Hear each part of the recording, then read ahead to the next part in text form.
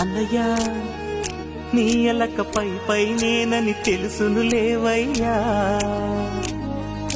తమ్ముడు నీకు తెలుసన్న సంగతి నాకు తెలుసయ్యా.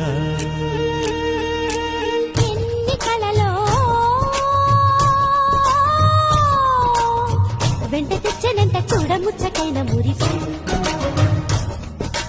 ఎన్ని సిరులో రాసిపోసేనంట సంకురాత్రి వంటి సమయం.